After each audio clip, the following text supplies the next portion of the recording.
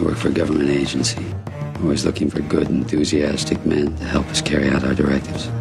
You're telling me that there is a movie company in Hollywood right now that is funded by the CIA? I think probably Hollywood is full of CIA agents, and we just don't know it. I mean, can you ever really trust another human being? No, the answer is you cannot. Either very smart or incredibly stupid. Test. Everything's a test, remember? Nothing is what it seems. Hello everyone, and welcome back to the CIA in Hollywood. I'm Tom Secker of SpyCulture.com. And I'm Pierce Redmond of PorkinsPolicyReview.com, and this is Episode 5, The CIA and the Social Network. So today we're going to be talking about the 2010 film The Social Network, which is an origin story of sorts, or perhaps more accurately a creation myth for the hugely successful website Facebook. And this film tells three stories in one go. It tells the tale of Mark Zuckerberg and his friends creating the website and it starting to grow into this huge phenomenon. But we also get the stories of these two different legal battles that have Zuckerberg at the center of them, and these relate to the two disputes over ownership of the site. And I think this is a really excellent film. I think it is very well written. I really like the soundtrack. I think that Jesse Eisenberg, who plays Mark Zuckerberg in the film, he does a really good job and somehow manages to make Mark Zuckerberg quite likable. I really like this film, I have to say. Since the first time I saw it, to my mind, it's second only to The Recruit in the terms of this group of films that we're looking at in this first season. But joining us to discuss this movie is Thomas Sheridan of thomassheridanarts.com, an author, musician, artist, comedian, and the host of the radio show The Velocity of Now. So Thomas, welcome to the show, and I hope everything's going well with you. Oh, that's great to be here, Tom and Pierce. Thank you very much for asking me. I mean, first I just wanted to get kind of like your overall impressions of this film. I know you quite enjoyed it, did you not? Yeah, well, the thing with me is I'm afraid of Hollywood films, mate, basically. I'm very, I live in a very narrow bandwidth of films. I'm very specific about what I like. I love Hollywood films from the 70s, those gritty, realistic films from the 70s. And I don't really like anything since then. I just don't, And when you mentioned the film, I was like, oh, Jesus. I was like, I'm going to hate this because it's going to be, it's going to have all that kind of like, that appalling sort of American TV method acting and these like filled with pathos and, cheap metaphors and it was. But at the same time too, like you said, it's a bloody good film. It's a surprisingly, the acting is really something else considering like the young cast. Mm-hmm. Very believable, very plausible. I disagree that they make Zuckerberg look likable. I didn't get that at all, but okay. They made him look human. Maybe that's what you meant. But well, I just mean sort of relative to the real life Zuckerberg, who is so odd. Yeah, well, I got that. That's how I felt about him as well. But yeah, it was a good film. I can't, I actually enjoyed it. I found the story riveting, and normally I've no interest in techno geek kind of things, development, software, and all that kind of thing. But I did. I found the film riveting, and I don't know how true it was in an insight into that culture, but it definitely touched on things that I'm very aware of in America, like this idea of the social exclusiveness, the social climbing at any cost. And this bizarre, class system within the American university system. And, I thought it did that stuff very well. Yeah, good. I would recommend this film to people who are normally terrified of Hollywood films. It was that good. And Pierce, how about you? What did you really sort of make overall of this film? Oh, I am, I think, along the same lines as Thomas there. I remember when the movie came out, Wild Horses couldn't have dragged me to a theater to go see this. Not only because I don't have a Facebook, but I just, could care less about Zuckerberg or, about trying to humanize him or anything like that. And but I actually really enjoyed this film, and I think I'll say I think this is the best film of the the films that we picked for this series, and just sort of echo both of what you guys were saying. I mean, the music is very good. There's a great I think the movie is excellent in creating this sort of very interesting feel and mood. Yes. It's very, very contained, but it's dark too. I guess that's the thing. You sort of assume, it'll be a sort of, fun little romp about how this guy became the, youngest billionaire. But it's actually, it's quite dark. It's quite creepy. It's very off-putting. The music definitely lends to that sort of ambiance. Yeah, it has that kind of haunting quality to it, yeah. Yes, yeah, exactly. I really enjoyed it. I mean, it's factually, leaves out about half of the story, as we'll get into later. But and again, Jesse Eisenberg, actually, who could probably come off as really irritating, was actually really good in this, and is a really interesting actor in general. And he makes Zuckerberg look like a human, as opposed to this, enigma of a person that he is today. For sure. Zuckerberg is a... Yeah, it's very hard to quite describe the real man, Mark Zuckerberg. We're all struggling a little bit. But anyway, I mean, I should say, this is, like Wag the Dog, this is one of those films that we've included even though we don't have any direct evidence for the CIA's involvement. There are no straightforward references to that. But the argument for their involvement has two parts, I think. I'm going to try and make the case that there was a mechanism for their involvement, a means by which they were involved in the film. And a bit later on, P.S., you'll give us a rundown of their motive for being involved. But just quickly, three of the producers, Scott Rudin, Dana Bernetti, and Michael DeLuca, all went on to make Captain Phillips, this extravagant Navy advertisement, basically. And Scott Rudin is a particularly interesting producer. He's been involved in quite a lot of unusual films. Some very good films, also some very bad films, like Rules of Engagement. Michael DeLuca, interestingly enough, was also an executive producer on Wag the Dog, obviously quite a long time before he was on the Social Network. But these days he's very much part of that clique within Sony Pictures, who are responsible for the new James Bond movies and The Interview and Zero Dark 30 and a bunch of other, obviously, state-assisted productions. Mike DeLuca is part of that clique. If you read the Sony hack emails, his name comes up all the time. The direct CIA connections, one of the other producers, a guy called Jim Davidson, he worked on the Mission Impossible series, including the third film, which is the one that Chase Brandon actually lists on his website as being involved in, though he was probably involved in all of them. And if all of that seems a bit tangential, because it is, the main connection is Aaron Sorkin, the screenwriter, and thus the man who crafted the narrative in this film.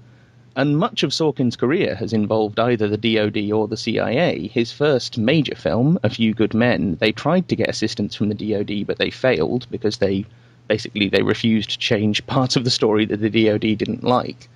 And a couple of years later, he then made The American President, which did get assistance from the DoD.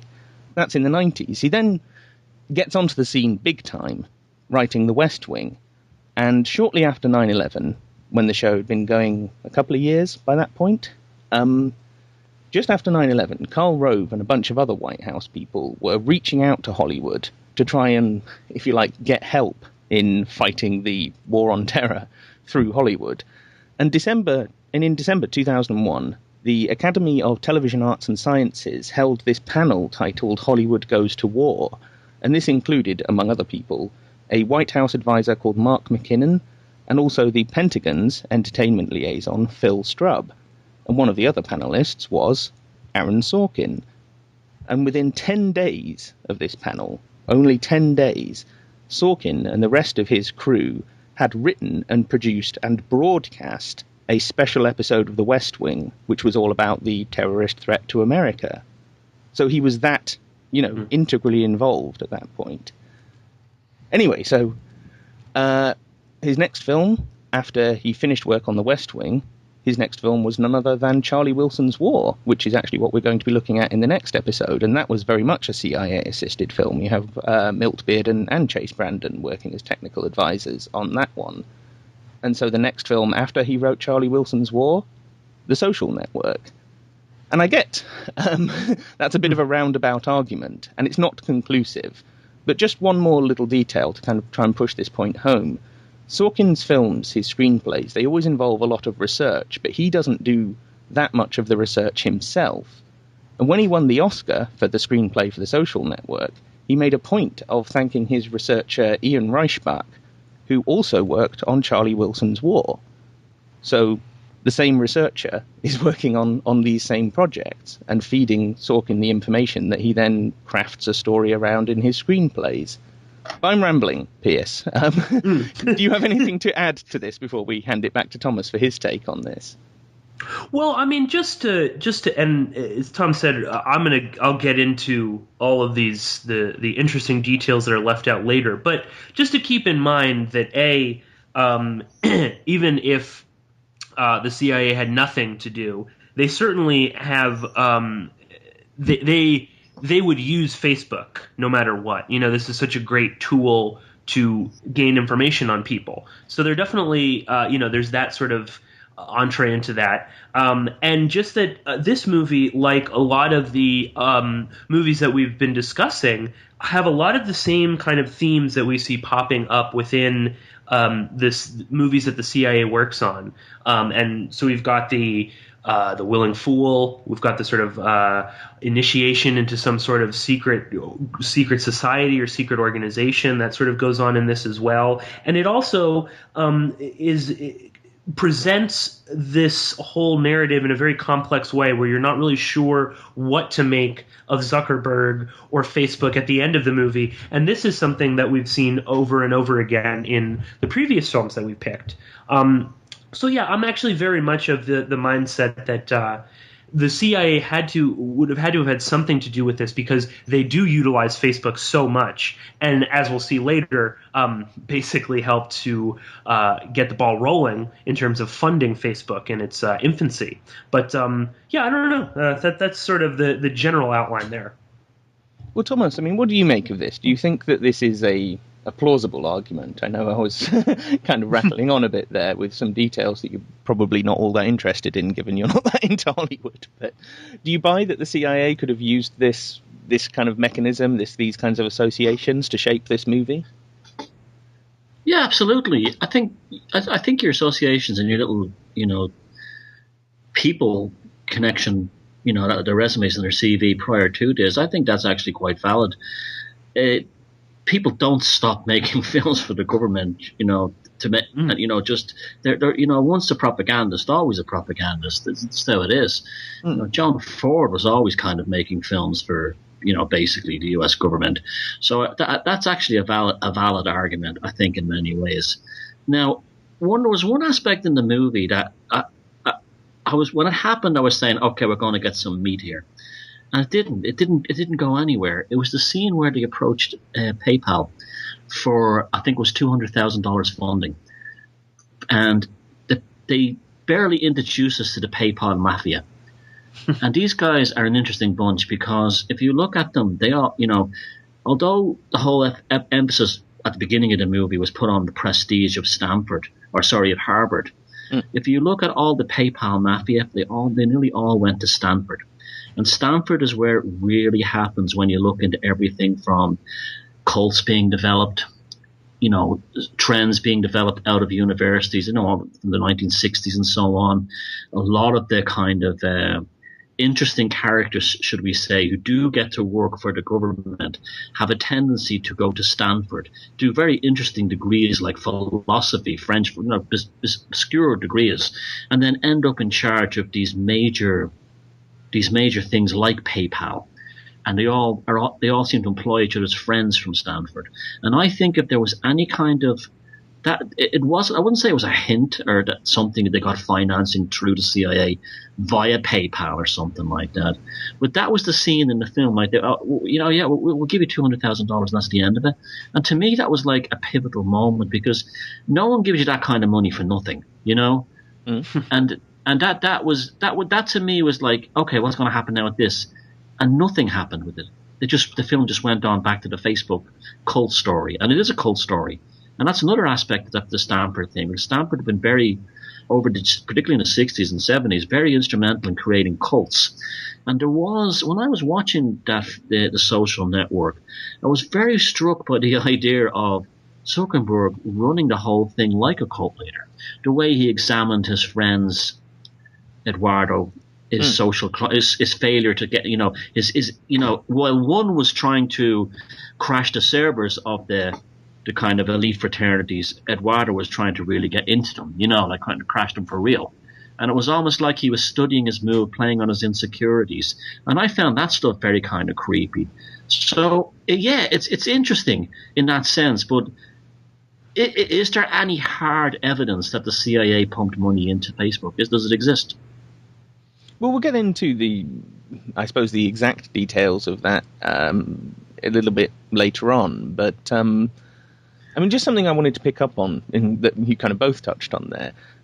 There's a lot of the same types, the same sort of stereotypes, the same sort of archetypes in this movie as there are in a lot of the other ones that we've been looking at. Like you said, Pierce, in this film, Zuckerberg is, in some ways, he's the willing fool. He wants to climb this social ladder, and by creating Facebook, he finds a way to do that, if you like. And so you have this best friend, Eduardo, who puts up the money and helps the whole thing get off the ground before being ditched in favor of Peter Thiel, this billionaire who was an early investor in Facebook, who is the guy you're talking about, Thomas. Yeah. And he is, Pierce has got some notes on the sort of network around him that we'll get into in a little bit. But you also have this thing about final clubs, these elite fraternities at universities. And there is this very interesting sequence, right, early on, where it's intercutting between Zuckerberg, who is sat there at his laptop building the first incarnation of Facebook, and Eduardo is going through these initiation rites and rituals, trying to get into the Phoenix Club. And it's clear that they're saying these two are the same process, right? They are both trying to get into a higher strata of society by doing these things. So again, we get this theme of elite circles, at least, private meetings, and these young, willing people trying to gain access to them, which is something that it's a theme that we didn't really pick up when we started this season, but as it's gone on, it's really, really, really come out. So I guess, one question I've got, Thomas, is why would the CIA be particularly involved in films that portray that? I suppose they are quite invested in the class structure, are they not? Well, the way they even portrayed the whole class thing, it was more of an immigrant thing. Like there was even the way that the Jewish guys and Asian girls, which I thought were actually portrayed quite in a very kind of sexist kind of way in the film. Not well. Not well at all. And bimbos, and I would actually be quite upset about that if I was an Asian woman, living an Asian American woman. It was these ethnic groups against the blue bloods, and to consolidate the idea of dealing with blue bloods, they even had a scene where the two brothers go back to the Henley Regatta in England. So they were making it so clear that the American New England blue blood old family network was being smashed up by these upstarts, these upstarts who are going to, they can't get into the blue blood network, but they're going to smash it. They're going to bring it down. And I found that part really interesting because it was a double-edged sword when you think about it. On one hand, they do show this kind of elite, blue blood fraternity, Harvard, New England kind of thing for what it is. But on the other hand, they're also portrayed as the honest guys, where, Zuckerberg is portrayed as an arrogant liar who, lies under oath in court and rips people's ideas off and uses them. So in the end, you're kind of like half cheering for them. I found that at the end, like towards the end, like the scene where their friend said, where one of the brothers finally says, to hell with it. Let's sue his ass. And it was almost like the only kind of movie moment in the movie. And who was that? That was the Blue Bloods getting back. So it kind of played on the class system, the class and the immigrant thing, on multiple levels. It was almost saying, if you want to take on the American aristocracy, which is basically what we're dealing with, these people, right? You have to be basically proto-psychopathic, if not, almost literally psychopathic to get there. or you have to go through their prescribed channels, which eventually is what happens with Zuckerberg with meeting Thiel. You can't just go willy-nilly into this and decide to do it on your own. You have to, there's a process. You still have to, okay, now we can let you in a little bit further. You can meet with Peter Thiel, and he's your gateway, and we'll go through the step-by-step process. But you can't just jump into this, as we see with the Winklevosses. Well, and you're right. He needs Sean Parker in order to do that, and that's actually, I think, very real. He needed Sean Parker to get into the sorts of places where he could be sat in a room with Peter Thiel and could be offered hundreds of thousands of dollars for, this tiny little stake in a more or less non-existent company at that time in order to turn it into something bigger. That's very much what happened there. And I think that is, like I say, I think that is real. I think most of what's portrayed in this film is real. It's just there is so much left out. Yeah, it's very cryptic. It's very cryptic. And even the cinematography. Sorry, didn't mean to interrupt. No, go on. But even the cinematography has this air of mystery. Like sometimes we're almost watching a horror film. Some of the scenes are, the misty kind of people emerging out of dark places and all this kind of thing. Yeah, like it's actually quite beautiful. Some of the cinematography, but yeah, that's how I felt about the film. It was almost like the cover of a story. Like they had, in the olden days, they used to have illustrated novels. They used to have novels, and they used to have a picture on the cover that showed you basically the story. But then when you read the story, you found it was much more complex. That's what the film was like. It wasn't the full story. It was the illustrated cover on the book. That's how I felt about it. I felt like so much was left out, and they filled that up with the getting back at his girlfriend who dumped him. That kind. They left out. They filled it in with that, and the details that I think they did hide. They've hidden them in the kind of like the attempt to humanize Zuckerberg. Well, yeah. I mean, to try and make this as simple as possible, I guess the CIA's reason for being involved in this film would simply be to make sure that they were never mentioned. That's all they're really concerned at here. Apart from that, they're not all that bothered what the hell else goes into the Facebook movie. I mean, maybe that's a bit of an oversimplification, but I'll just sort of flesh out what I mean. I think the film is, like Sorkin says in the making of documentary, he talks about drawing you into this kind of classical Greek drama where it's all about friendship and betrayal, and so that we, the audience, we're thinking that that's what the story of the birth and rise of Facebook is all about, is this, we get lost in arguing about whether he stole the idea from these posho Winklevoss twins or whether he shafted his friend Eduardo, and everyone misses the elephant in the room, that Facebook obviously became so big because it's the world's most useful surveillance tool. That's the dramatic trick that the film plays, I think. And I mean, the director, David Fincher, he said something in the DVD commentary that I found very, very interesting. He spoke about how every creation myth needs a devil, and that's actually referenced in the dialogue in the film as well. But David Fincher said this idea was put to him, right, by a Facebook director of communications. That was actually where he got this idea from, if you like. And of course, the real devil is being quietly buried in the fourth and fifth act of this drama, in the minor character of Peter Thiel. And we're obviously, we're getting drawn into the melodrama, basically. And I know Peter Thiel is just one man, but who he links to and what he represents, I suppose, tells us a lot about how Facebook turned into something. And Piers, I know you wanted to get into some of this. You've been very much researching the involvement of military intelligence in and around Silicon Valley. So, just break this down for us.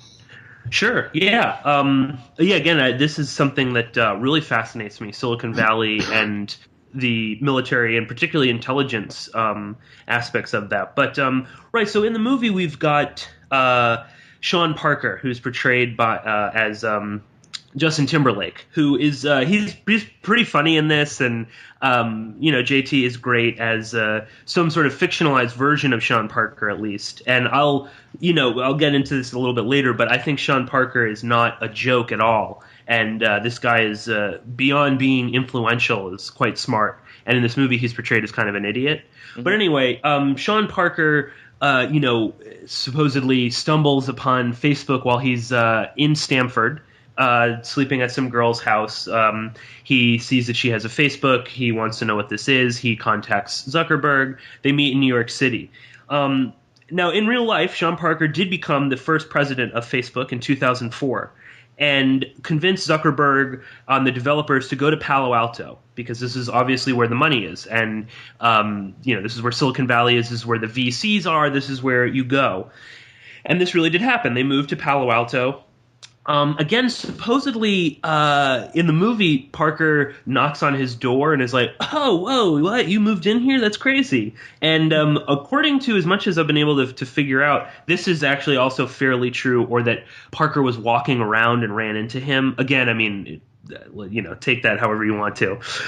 Interesting note with Sean Parker. According to Forbes, he was actually recruited by the CIA when he was 16 years old after he had hacked into several Fortune 500 companies. Now, supposedly, Parker declined to work for them, and instead he interned in Washington, D.C. for a man named Mark Pincus, who invented like Farmville and all these other games that people got addicted to on Facebook, and Pincus was later an investor in Facebook as well. But long story short, through Parker, Zuckerberg is able to meet with Peter Thiel. So Sean Parker is very much the sort of gateway to this CIA money. And again, Parker was very famous. He had invented Napster, and he knew this world very much. Now, Peter Thiel comes in 2004 and invests $500,000 into Facebook. Now, what's important to note is that around this exact same time, Peter Thiel had formed a company called Palantir Technologies, or Palantir. At the in 2000, well, they were formed in 2003, but around 2004, In-Q-Tel, which is the CIA's venture capital firm, which used to be run by this guy Gilman Louie, they invested a bunch of money into Palantir. And quickly, In-Q-Tel, as I said, is founded in 1999, which is interesting. This is sort of around the similar time that the CIA goes to Hollywood. Mm-hmm.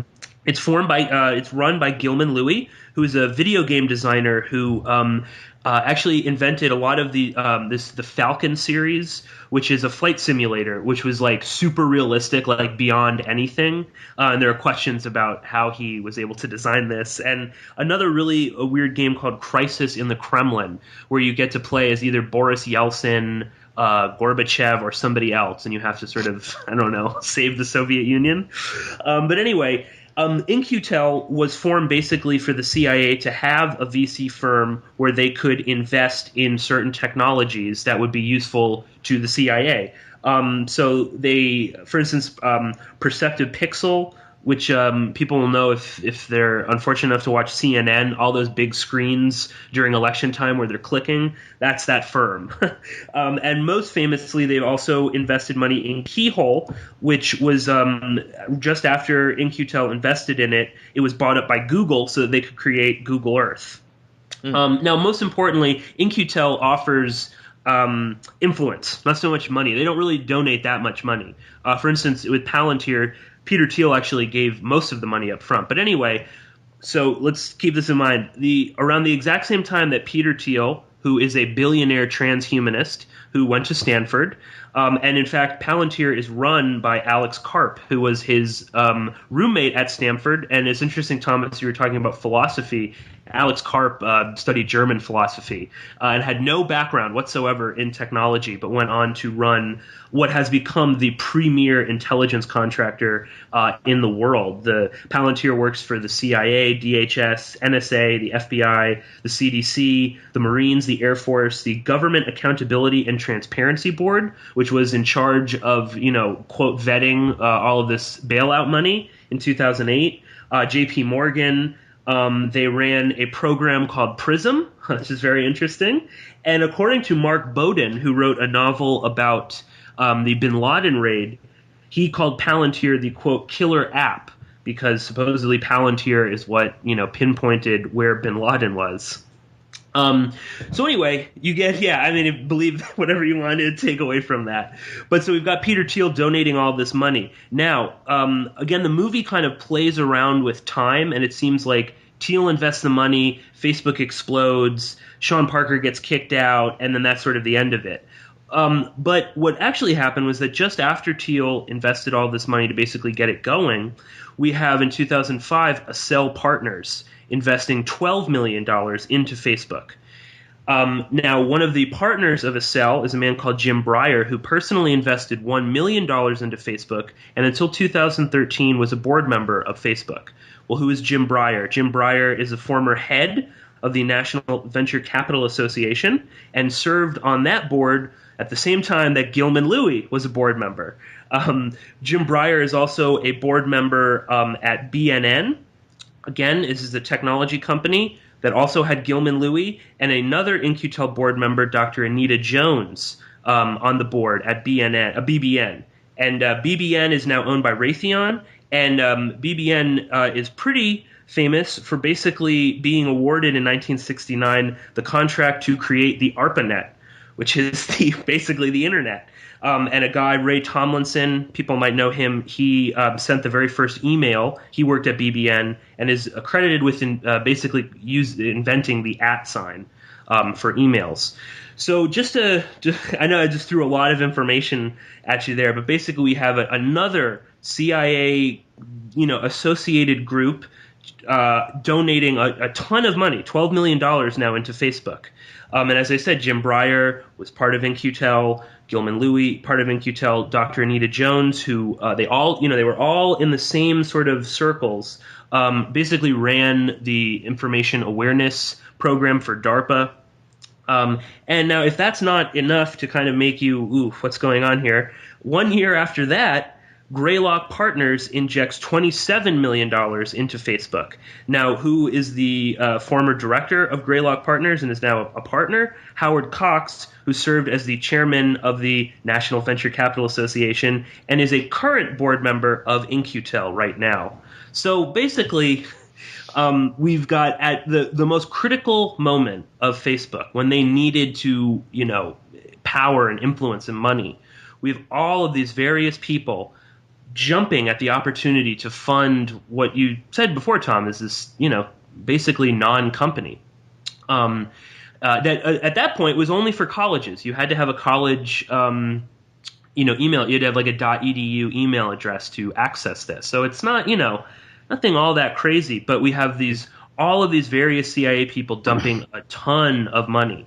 And as I said, Jim Breyer was was a board member of Facebook until 2013. Peter Thiel is still a current board member. Basically, we have them just, directing Zuckerberg, essentially. They're giving him all of this money. They're telling, oh, yeah, let's do this, do that. So really interesting. And again, this is left completely out of the movie. As Thomas said, Peter Thiel is like, they don't even mention PayPal, which is really interesting. They just mention Clarion Capital, which is a firm that no longer actually exists anymore. That's it. That's the mention. I think, you see Thiel for about 2 seconds. And interesting, they got Wallace Langham plays him. He's a big actor. And I don't know how much he got paid for about 30 seconds. He has one line, and then that's it. They never mention Accel Partners. They never mention Greylock Partners. They never really mention how Sean Parker seems to have unlimited resources. They kind of make him seem like he's this creepy, older, broke guy who's a leech. He's a druggie. You can't trust him. Yet he has all this money. He takes them out. They go to parties. And again, I just want to say Sean Parker's not a joke. As he says, in the movie, no one buys music anymore. Everyone is downloading it for free. And that's so true now. And instead, not only does no one buy music, but instead they pay Spotify so that you can listen to music. And of course, without Sean Parker, Spotify would not exist today. Parker is a board member of Spotify and basically brought Spotify to North America, to the U.S. Again, in the movie, Parker is dismissed for doing coke at some party. That is true, But what they don't tell you is that he, first off, when he left, he went to New York City and met up with John Perry Barlow, who's a very shady character in this whole internet world and the 60s and LSD and the Grateful Dead and all of that. But then he was picked up by Peter Thiel to help be a part of Founders Fund, which is Peter Thiel's VC firm. So, Peter Thiel seemed to think that this cokehead loser, goofball leech was actually quite important. And, of course, he made Peter Thiel a shit ton of money by investing in Spotify. Sure. Thomas, I hope Pierce hasn't in any way lost you in the middle of that. He lost me. Not at all. There's the missing pieces. There they are right there. Yeah. I mean, you asked, this is what we got. Yeah. Yeah, that's it. That's the missing, that's the shadow. That's what we haven't seen. There it is. That's what's casted. You see, that's what cast the dark shadow on the film. The dark cinematography is almost like a metaphor for the dark forces that we don't see. We just see their shadow. And they're, like Pierce has just laid out what they are. I also find it interesting that the numbers that are mentioned in the film, like at the beginning, he's asking Eduardo for $200, $1,000, like it's a little cottage industry that's starting up, like a really small, like little part-time paper round or something, And then even when they get the big money, it's $200,000 from Thiel.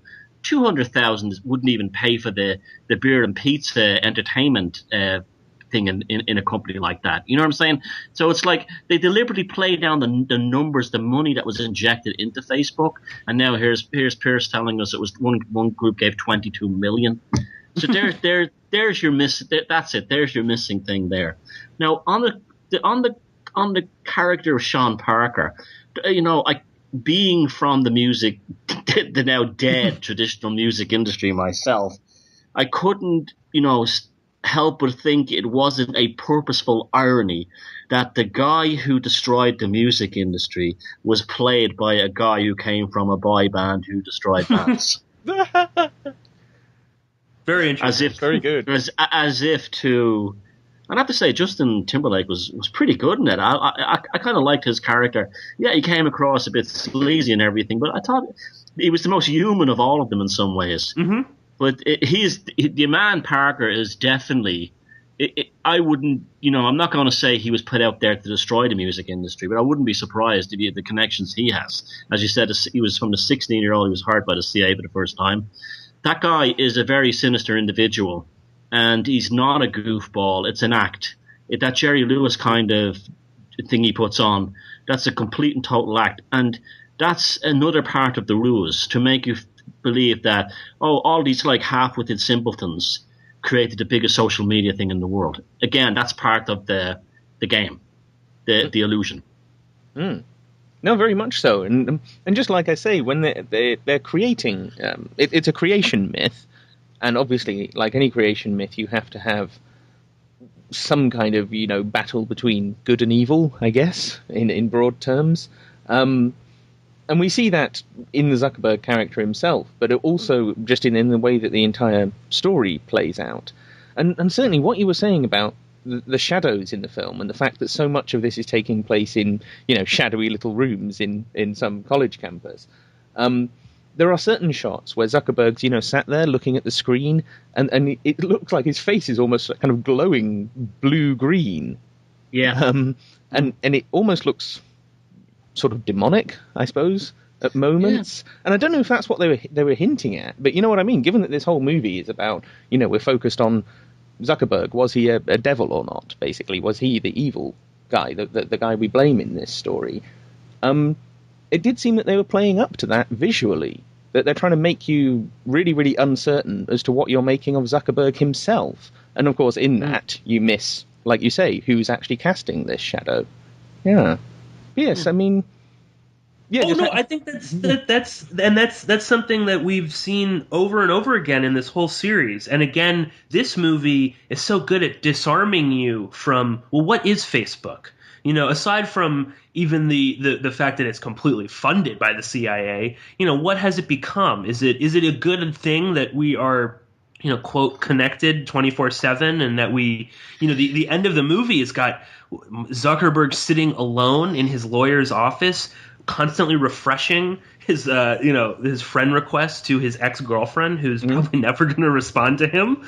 But this movie, with a lot of, we were talking about with Enemy of the State the last time with Adam, so much of the movie is pushing you away from looking at what is Facebook, who is funding it, what is the point of it, and into this sort of this physical fight between friends and colleagues, and you're supposed to a Shakespearean melodrama. Yeah, exactly. Yeah, and complete with who stabbed who in the characters. back. Yes, exactly. Right. Did the Winklevosses come up with this? Is Sean Parker really an asshole? Did they deserve it? Did they deserve to be stabbed? Yeah, it plays on these kind of very base feelings, not to degenerate American society, because every society is messed up in some way, but it plays on these very base American inclinations about success, fitting in, social status, relationships, men and women not working out because, for various reasons. And it was to deliberately, now these are, as you know, guys, yourself, the people in Hollywood are very, very clever. And they're aware of human psychology as much as they're aware of the script or the storyline or the book it was based on. I think it was called The Accidental Billionaires. And they're aware that if they throw these kind of ideas and memes in there, that emotional kind of response, like someone's watching and go, oh shit, I didn't get into that fraternity at Stanford or Yale or Harvard or Cornell. Yeah, I know exactly what. Good for Zuckerberg. That kind of thing, where you play, then he becomes a kind of a heroic figure on your behalf. And I think that was deliberately played into it. I wouldn't be surprised at all if Zuckerberg didn't even care about those fraternities. They were irrelevant to him. But the very first script line of the movie is him declaring to the girl that he's going to get into these top fraternities. Well, that's how it sets up. It very much sets up that kind of class struggle. But I think in some ways, I mean, he moves on from that quite quickly, even in the story that they tell in the movie. It's like once they invite him in and kind of treat him as this, just some nerd for them to push around.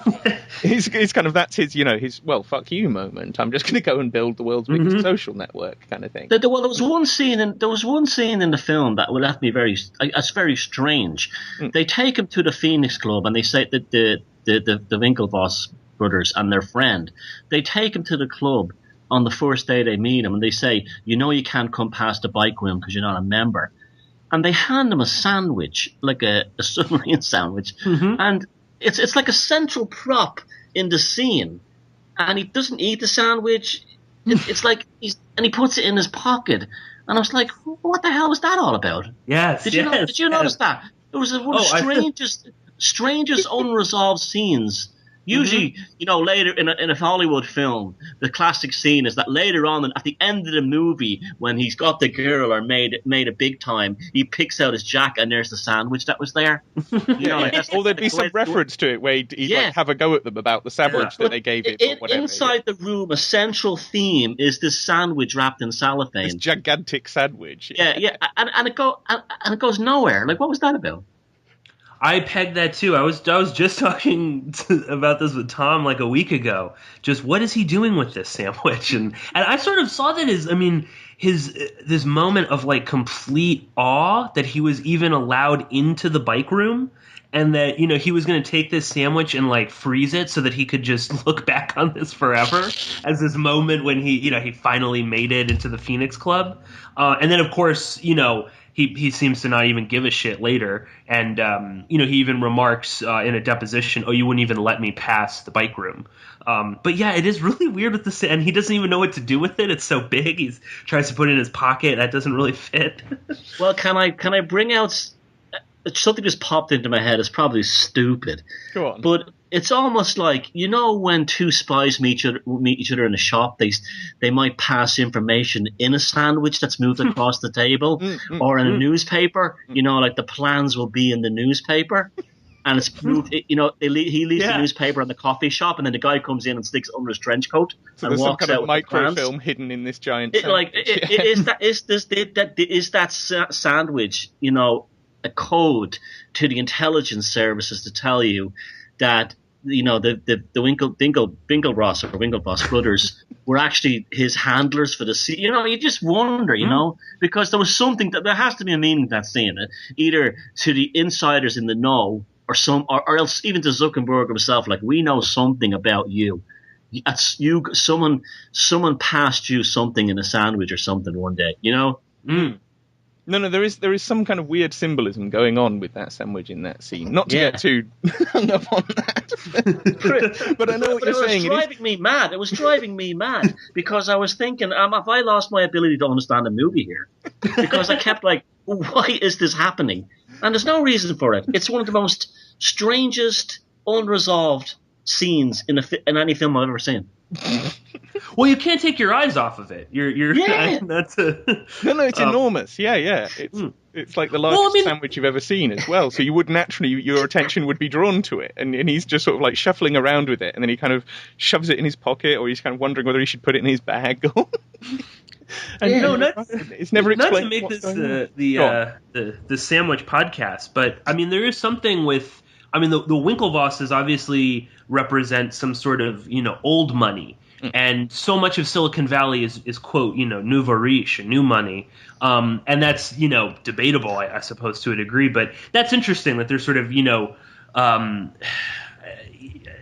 sort of presenting him with this sustenance, this giant sandwich. And then, of course, he, goes around and just sort of screws them later.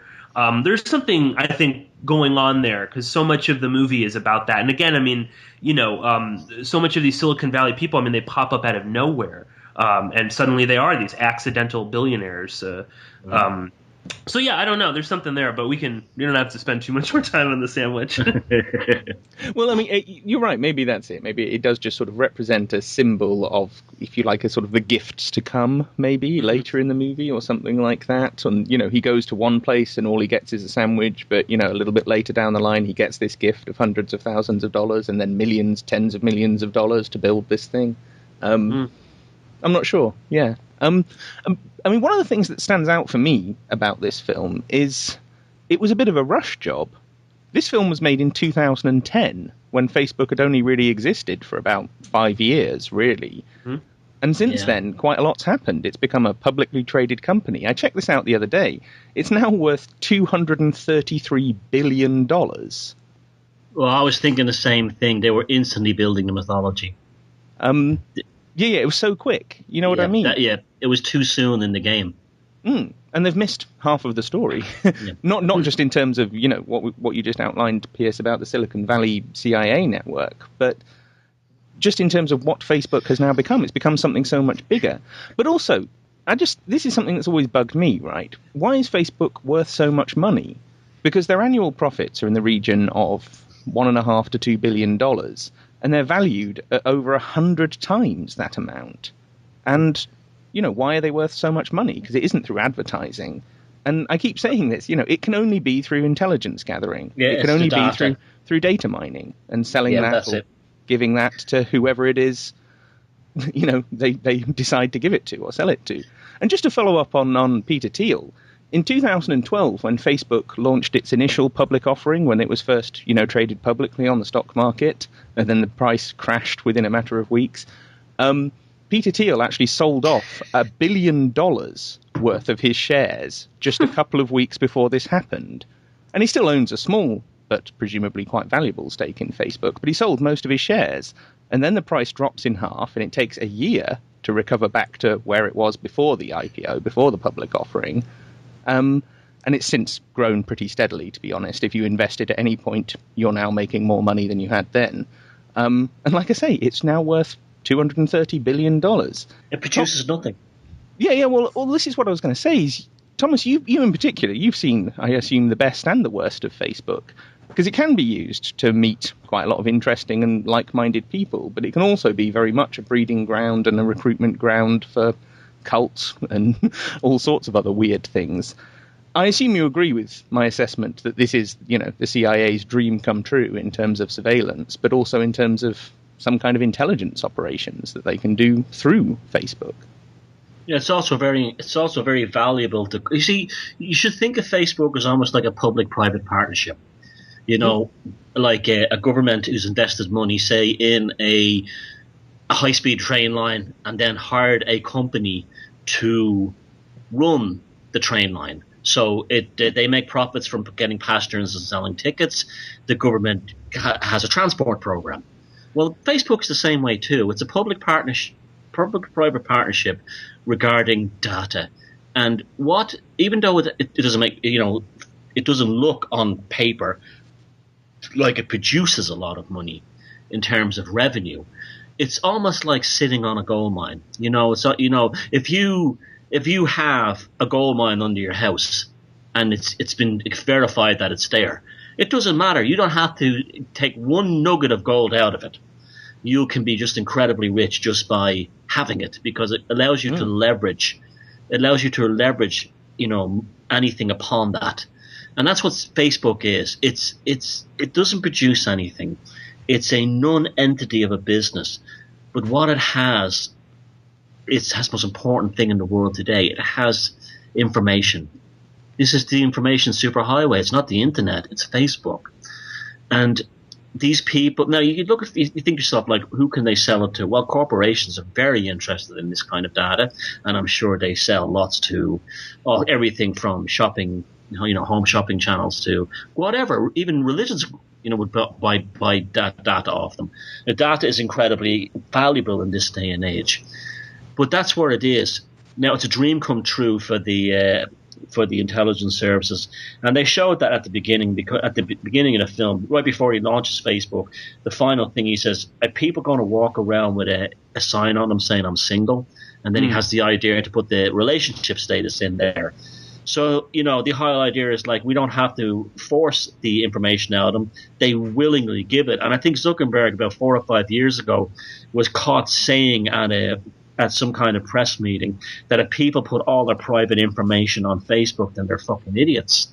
And there's a lot of truth to that, because, that was almost like him admitting that he knew that information was being used for not in the benefit of people on it. It was almost like, he was not dropping a hint, but, almost like slagging them off. It's your own fault, no matter what happens to you. Now, Facebook is just like anything else. It has its good sides and its bad sides.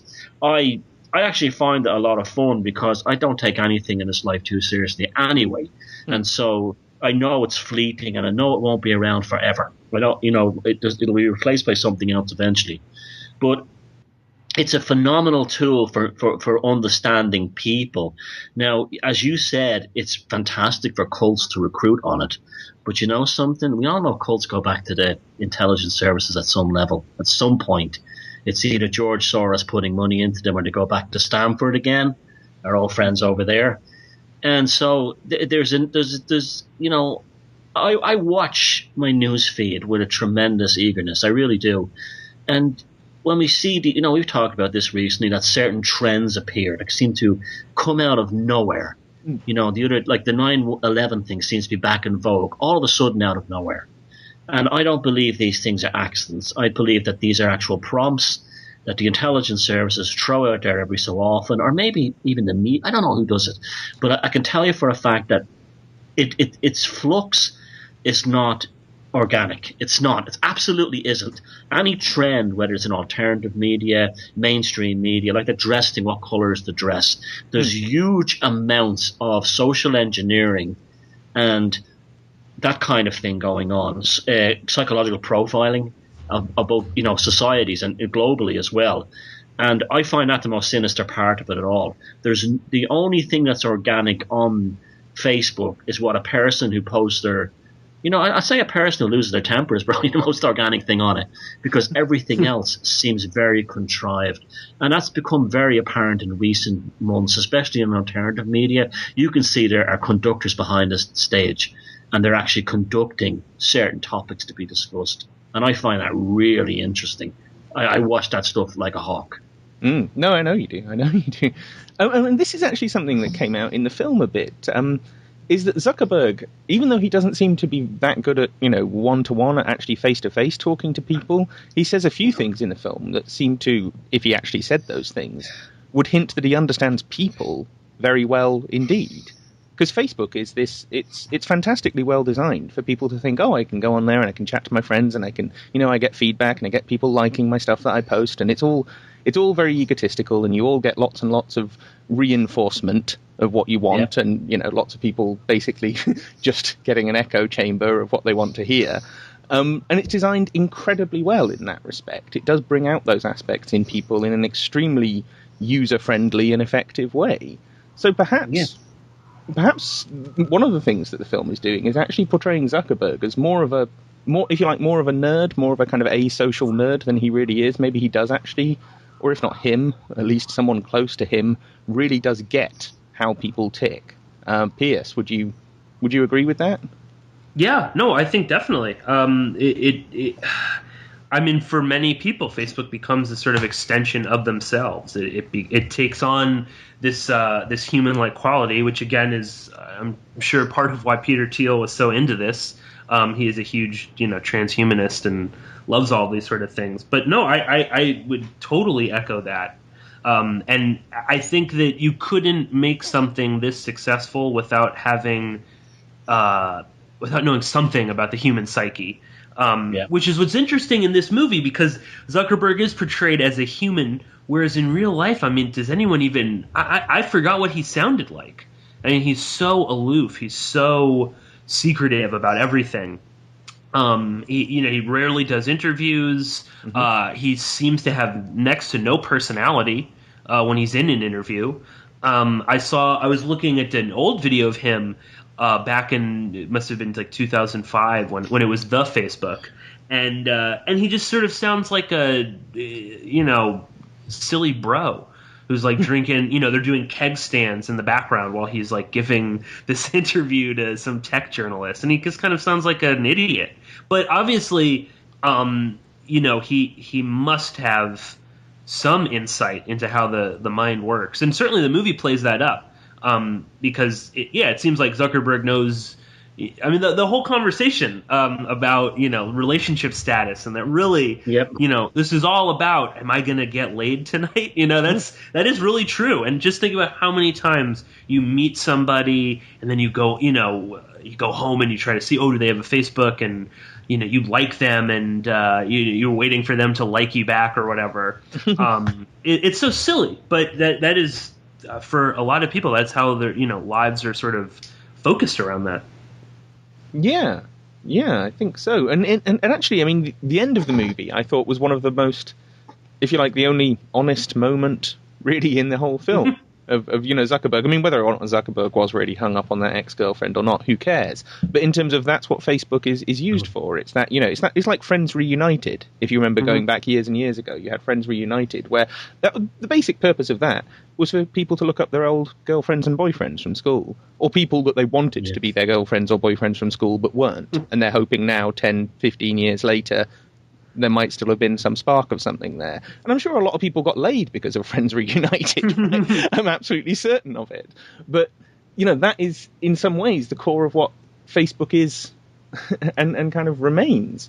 And that really does speak to something quite profound. I mean, who doesn't, ultimately, I suppose, want to get laid? But not just that, but that, it's not just that it speaks to that, the desire for sex. It speaks to a desire to be loved, a desire for people to remember you. That's something that was very big on Friends Reunited. It was, people sticking up a post in the hope that someone would remember them from school. It was quite often the nerds, the unpopular kids, the Mark Zuckerbergs, who would be doing that.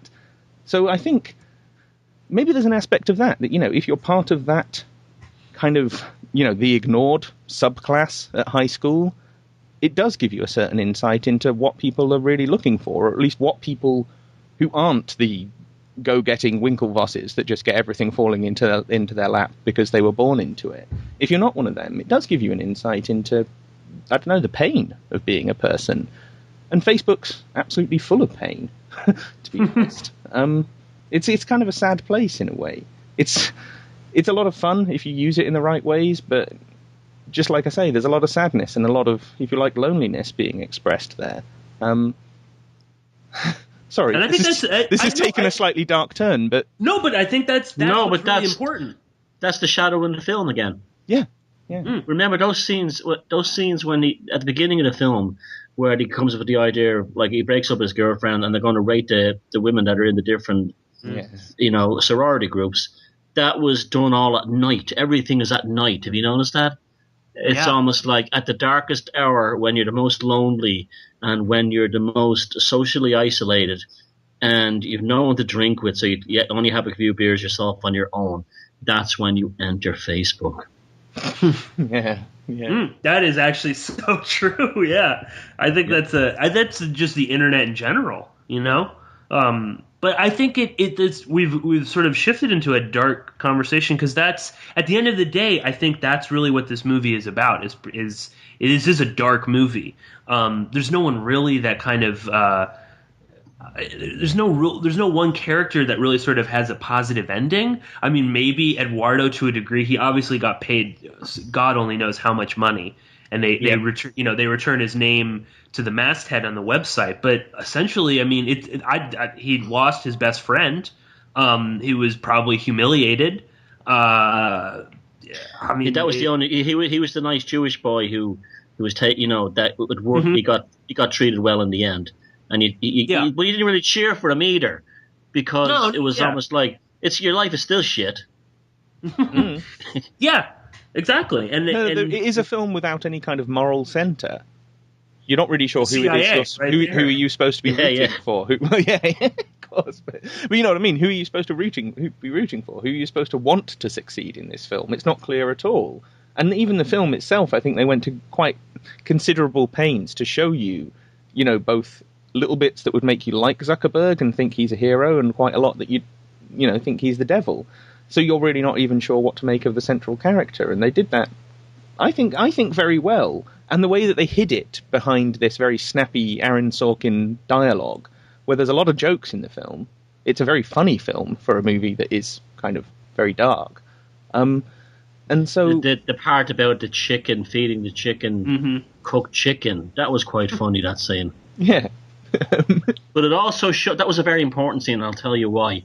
Your man was drunk at a fraternity, and he fed the chicken at a party, like cooked chicken, and not thinking what it was. He was just feeding the chicken. Now, if you were to say that to your mates and your friends down the pub, you would just burst out laughing. But on Facebook, that could be used to destroy your reputation. You understand? And that was shown in the movie, that something that meant nothing in reality could be a social catastrophe on the internet. Well, and like you say, it's that the way that thing ripples out, and it becomes, even right at the end when they're having the big falling out in the Facebook offices, and he smashes up the laptop and everything. And there is actually, in the making of, there is quite a good sequence of him smashing up like 20 laptops in different shots. That's quite satisfying to watch. But even then, they bring up the chicken, and Justin Timberlake sat there going, "What's this about a chicken? What's going on with the chicken?" So even there, it's something they keep coming back to, far more so than the sandwich, which we still haven't resolved yet. But but there's a good scene there where Eduardo goes to pretend he's going to punch Sean Parker. And Sean Parker goes from being this like hotshot Silicon Valley cool guy to like a wibbling little girl. That was very well done, I thought, that showing that like in the real world these guys wouldn't last a minute. It's almost like to show you that the old days of manhood are over. You prove your manhood by being a dick on the internet. Maybe so. You know what I'm saying? Watch that scene again. Yeah. Watch that scene again, and Justin Timberlake goes like, he goes like that. Actually, it reminds me of that video when Bill Gates got pied in the face. Someone threw a pie in his face, and actually Sean Parker's response, Justin Timberlake's response in that scene, is very, very similar to how Bill Gates responded to the pie in the face. But we're getting distracted here, and I guess we should wrap this thing up quite soon. But before we do, I mean, is there anything else that, Thomas, that you wanted to bring up about this film or wanted to highlight for people? Because there is a lot in this movie, so obviously we can't, cover all of it. But was there anything else that stood out for you? The beauty of it. I was surprised how beautiful the film was. I mentioned a little bit earlier, but there was truly some beautiful shots in it. The scene where they introduced the Winklevoss brothers rowing in the skulls through the river under the bridge, was gorgeous. I was surprised by that. I was surprised whoever made this film was whoever understood direction and cinematography. They knew their stuff. The scene where he breaks up with his girlfriend at the beginning, and then you have this long extended scene with this very beautiful music, low key, while he walks across the campus through Harvard. I thought that was a phenomenal opening for a movie, one of the best openings for a movie I've seen in a Hollywood film. God, since I was a kid, probably, or in years maybe. I can't even think of one. But yeah, I think if people watch this film, there's two levels to watch it on. You can look at it and say, oh, here's the story of Facebook. What are they not telling us? But let's not forget that this is also a work of art, and people should watch it on another level and see that it is a surprisingly beautiful and well-made film. That's what I would say about it. And Piers, how about you? Anything else to offer? Yeah, just some little things that I just found interesting. Like with a lot of these movies, there's a lot more layers, and I would encourage everyone to watch this, listen to the podcast, and then go back and then watch it again, because there's some weird little things that are put in there, and just a couple quick ones that just sort of jumped at me. There's the password to the Phoenix Club is Jabberwocky, which is a reference to the Lewis Carroll. It's a poem in Alice Through the Looking Glass. So that was kind of interesting, and that sort of went over my head. And two other things. There's a great weird shot just before they meet with Peter Thiel, where it looks like the camera is sort of on the ground, and then you see these sort of sort of like Greco-Roman like sculptures and buildings, and then you see Peter Thiel's this massive giant modern tower, and I instantly thought of the Fountainhead. And Peter Thiel is a huge fan of Ayn Rand and the Fountainhead, and he's constantly referring to characters and things like that. And I couldn't help but wonder, is that like is that a nod to Peter Thiel? Is that Peter Thiel saying you should put that in if you're gonna, I'll allow you to have me featured in this movie, but I want this sort of thing. And I don't know, for some reason it just really, anyone that's familiar with the Fountainhead, that will sort of jump out, because you've got this giant modern tower like what Rourke builds, and sort of towering over these sort of traditional structures that he hated so much. And one last final thing, which I think is really interesting and kind of brings all this around, during the face smash scene, one of if you listen carefully, you can hear one of them say, oh yeah, she's really hot. And then the guy sitting next to him says, oh yeah, of course, that's Natalie Portman. Natalie Portman was at Harvard at the exact same time that Facebook came out, and Natalie Portman was actually an advisor to Aaron Sorkin when he was writing all of the scenes about Harvard life. He actually spoke with Natalie Portman quite a bit about what it was like and what Facebook was like when it first happened in Harvard. So I thought that was just a weird little thing that kind of brings it all around. For sure. Well, I think we're going to wrap things up there, because I feel we've done this movie justice in this conversation in terms of both the fantastic nature of the film itself and also the hideous nature of what it isn't telling you. But Thomas, thank you so much for being such a good guest. You've really added something different to this series, as all our guests have. But thanks for taking the time. Yeah, I loved it, and thanks for pointing that film in my direction.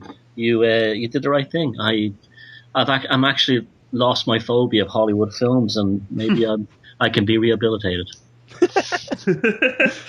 Maybe not. But just before we close out, I'm just going to say, in the next episode, of course, as I mentioned earlier, we're going to be talking about another Aaron Sorkin scripted movie, the 2007 film Charlie Wilson's War, which tells the story of how the senator, Charlie Wilson, single-handedly destroyed the Soviet Union and accidentally created Al-Qaeda. And if that sounds a bit glib and ludicrous, that's because this is an extremely glib and ludicrous film. There is no better way to summarize it, really. And we're going to be discussing this dangerously inaccurate misrepresentation of recent history with none other than Sibel Edmonds of BoilingFrogsPost.com. So do stay with us for that one. But in the meantime, thank you again, Thomas, for being such a wonderful guest, and thank you, Piers, for being such a crucial part of this series. And to all of you listening out there, thank you for listening, thank you for taking the time, and as always, please do tune in again soon for another episode of the CIA in Hollywood.